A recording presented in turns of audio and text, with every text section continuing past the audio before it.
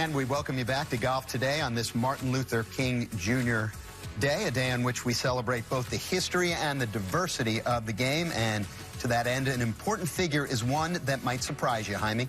Yes, Jimmy. Joe Louis, perhaps the greatest heavyweight boxing champion in history, was a pivotal figure in the eventual integration of professional golf.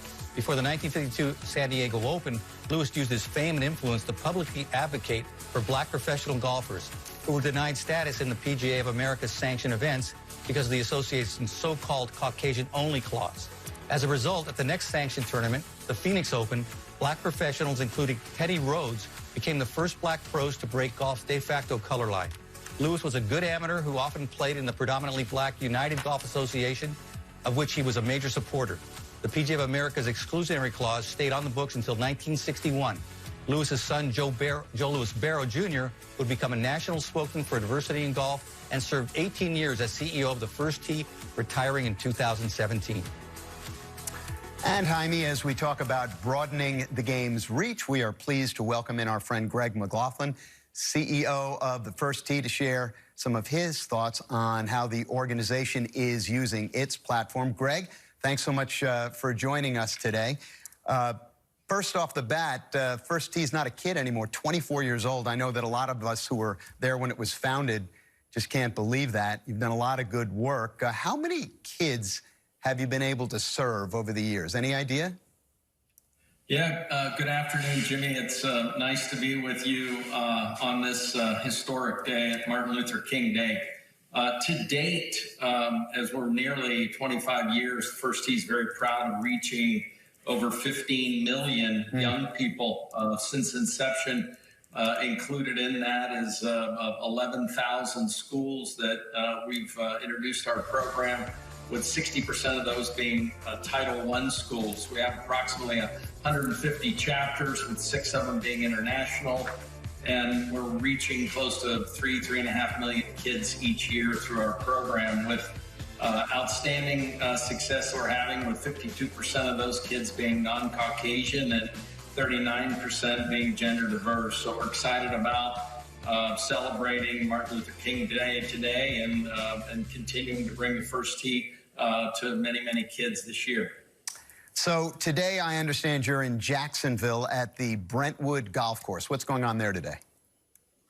Yeah, I'm sitting here in one of our classrooms. Brentwood Golf Course is located just outside of downtown in the urban core of Jacksonville, and it's been the site for the First Tee of North Florida for more than 20 years. And we're bringing young kids out today to introduce them to the First Tee, and we're counting down 50 days before the Players Championship.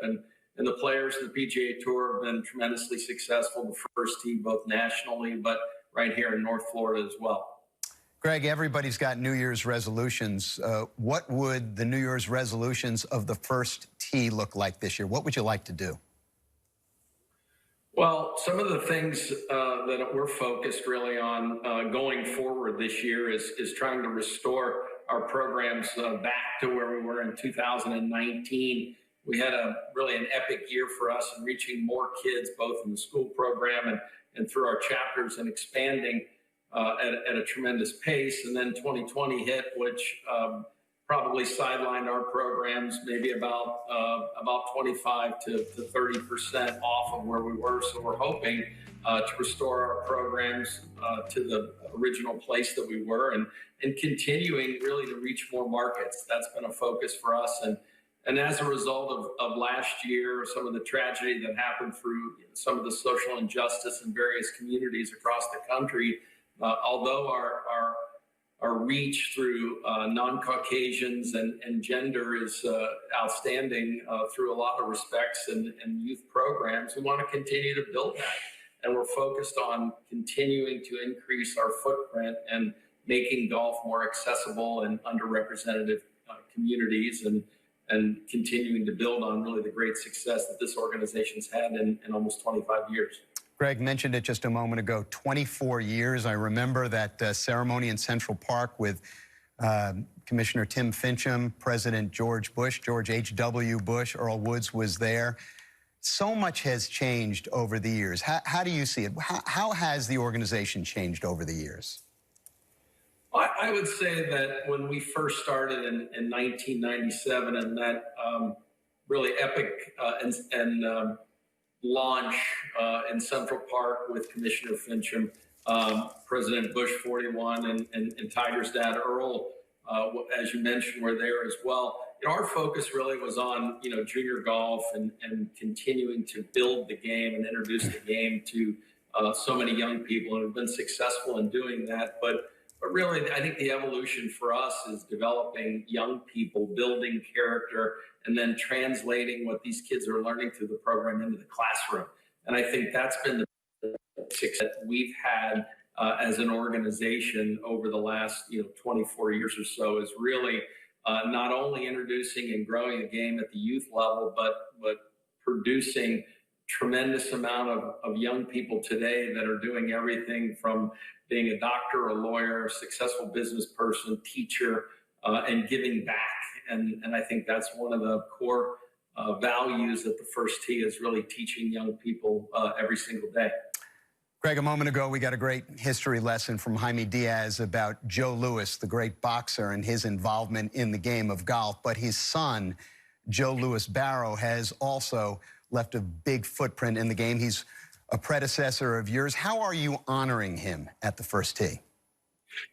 Well, we're honoring Joe through really every day, the work that he's done and what he was able to build in 18 years as the CEO, and our commitment on diversity, equity, and inclusion. We honor Joe every day through the work that we're doing. And one of the special things that we've created is a new participant opportunity called the Game Changers Academy that honors Joe Barrow Jr. And it'll be held this year in July in Philadelphia. And it's an opportunity for 96 young people to gather together from all diverse backgrounds and communities across the country and sit around and enjoy the diversity that each other provides, and have an opportunity to listen to speakers. We've brought Rise in, which is Stephen Ross's organization, which focuses really on understanding sports inequality and